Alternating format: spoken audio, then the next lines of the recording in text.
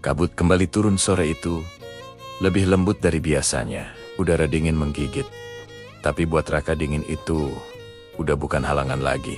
Dia duduk di tepi telaga, menatap pantulan langit kelabu di permukaan air yang diam seperti kaca. Angin bertiup pelan, membawa aroma tanah basah dan bunga liar yang tumbuh di pinggiran jalan setapak. Di tan ganja Raka masih memegang selendang abu-abu yang ia temukan semalam.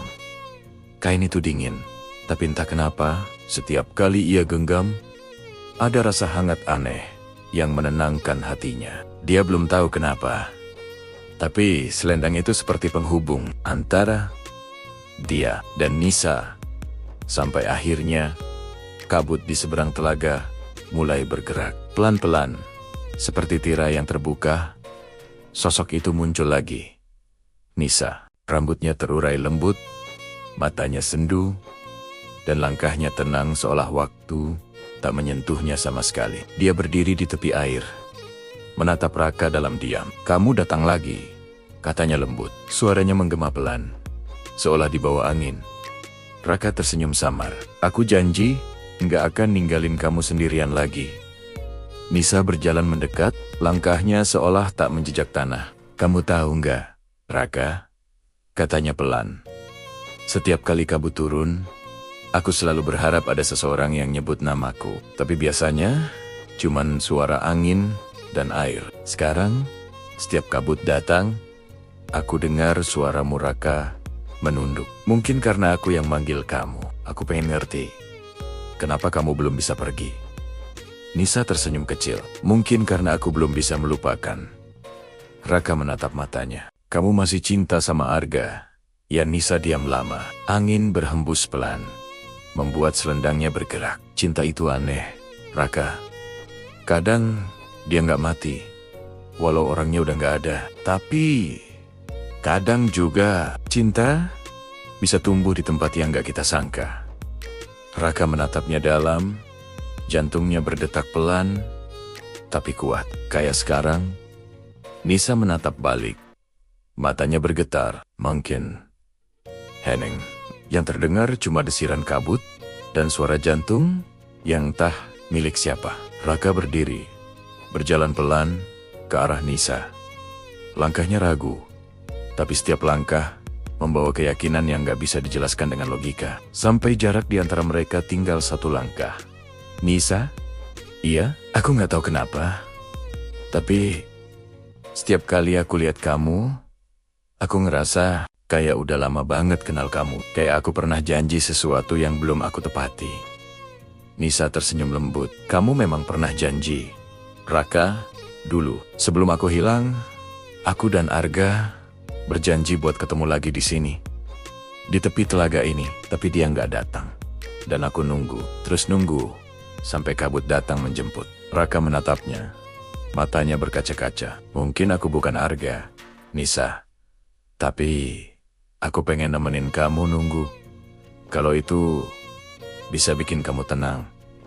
Nisa menunduk. "Tapi kamu masih hidup, Raka. Dunia kamu dan dunia aku udah beda. Kalau kamu terus di sini, kabut bakal narik kamu juga." Raka tersenyum. "Kalau itu satu-satunya cara buat ngerti kamu, aku nggak takut." Nisa menggeleng pelan. Air matanya jatuh, memantulkan cahaya samar dari langit kelabu. "Kenapa kamu harus sebaik ini? Kenapa harus kamu yang datang, bukan dia?" Raka nggak menjawab. Dia cuma memegang tangan Nisa. Dan anehnya, kali ini tangannya nggak tembus. Dingin, tapi nyata. Seolah kabut itu sendiri sedang mengizinkan mereka untuk bersentuhan sebentar. Nisa menatap tangan mereka, lalu tersenyum kecil. "Kayaknya kabut juga kasihan sama kita." Mereka berdua diam. Kabut di sekitar mulai menari pelan, seperti pusaran lembut yang membentuk lingkaran di sekeliling mereka. Raka bisa ngerasain detak jantungnya makin cepat. Entah karena cinta, atau karena dia tahu semua ini mungkin gak akan berlangsung lama. "Nisa," katanya pelan. "Kalau aku boleh jujur, aku gak tahu perasaan ini harus disebut apa. Tapi aku tahu, aku pengen terus ketemu kamu. Dengar suara kamu, lihat senyum kamu." Nisa memejamkan mata. Aku juga pengen, tapi setiap kali aku di sini terlalu lama, kabutnya jadi berat. Aku takut dia narik kamu juga. Raka tersenyum. Kalau cinta harus melawan kabut, aku siap. Nisa menatapnya. Lama, dalam, penuh rasa yang gak bisa dijelaskan. Dia angkat tangannya, menyentuh pipi Raka perlahan. Raka, iya. Kalau nanti kabut datang dan aku gak bisa muncul lagi, tolong jangan nyari aku. Ya. Raka terkejut. Kenapa? Nisa menatapnya dengan mata berkaca. Karena kalau kamu nyari aku di saat kabut sedang murka, kamu gak bakal balik lagi. Raka terdiam. Angin makin kencang. Kabut di sekitar mulai berubah. Dari putih lembut jadi kelabu pekat.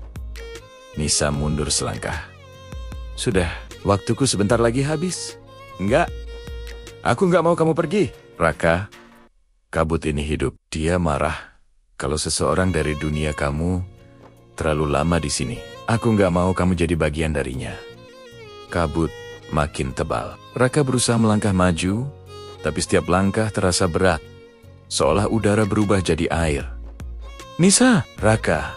Suara mereka saling memanggil di tengah pusaran kabut. Sampai akhirnya, Nisa berteriak. Ingat aku, tapi jangan ikuti aku. Lalu segalanya memutih. Kabut menelan seluruh dunia. Angin berhenti. Waktu berhenti. Dan ketika Raka membuka mata lagi, dia sudah berbaring di pinggir jalan setapak, tepat di dekat batu dengan ukiran tua yang belum pernah dia lihat sebelumnya. Tangannya masih menggenggam selendang abu-abu itu, tapi sekarang warnanya pudar. Seperti kain yang sudah terlalu lama ditinggalkan waktu. Dia menatap telaga dari kejauhan. Kabut sudah hilang, tapi hatinya terasa kosong. Sunyi. Di antara keheningan itu, suara lembut terdengar. Sangat pelan, tapi jelas. Terima kasih Raka. Raka menatap ke arah telaga. Tapi tak ada siapapun. Hanya angin, air, dan sisa kabut yang bergerak perlahan di permukaan. Dia tahu, cinta yang tumbuh di antara kabut itu mungkin gak akan pernah punya akhir bahagia. Tapi di hatinya, Nisa akan selalu hidup. Dalam kenangan, dalam setiap kabut yang turun, dan dalam setiap napas yang ia hirup, setiap kali kembali ke Dieng.